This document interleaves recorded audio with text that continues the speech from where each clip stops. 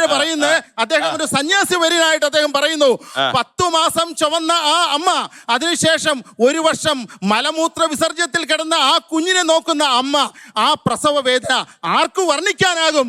അമ്മ തന്നെയാണ്. എന്താ പറയാൻ വന്നത്? അമ്മ തന്നെയാണ്. അമ്മായിയമ്മയുമാണ്.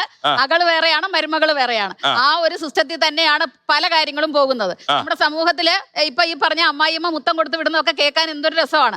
പക്ഷേ യാഥാർത്ഥ്യത്തിലേക്ക് വരുമ്പോൾ ഞങ്ങൾക്ക് കോട്ടയത്ത് ഒരു കൗൺസിലിംഗ് സെന്റർ ഉണ്ട്. ഒരു 70% വരുന്ന കേസുകളിലെ മുഖ്യ പ്രശ്നം എന്ന് പറയുന്നത് ഈ അമ്മായിയമ്മ മരുമകൾ സംഘർഷം തന്നെയാണ്. കല്യാണം കഴിഞ്ഞ് വന്ന അന്ന് തന്നെ മരുമകളുടെ ആഭരണങ്ങൾ മുഴുവൻ എടുത്തിട്ട് സ്വന്തം ലോക്കറിൽ പൂട്ടി വെച്ച അമ്മായിയമ്മയുണ്ട് ആ കൂട്ടത്തില്. അടിച്ചു പിരിഞ്ഞു, അത് വേറെ കാര്യം.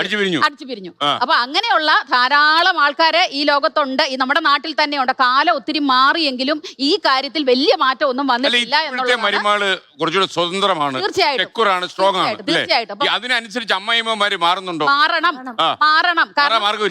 കാരണം എന്റെ മരുമകള് വന്നിട്ട് 4 മാസം ആകുന്നുള്ളൂ. അവൾ എപ്പോ എഴുന്നേക്കണം, എപ്പോ ഭക്ഷിക്കണം എന്നെല്ലാം അവളാണ് തീരുമാനിക്കുന്നത്, അല്ല ഞാനല്ല.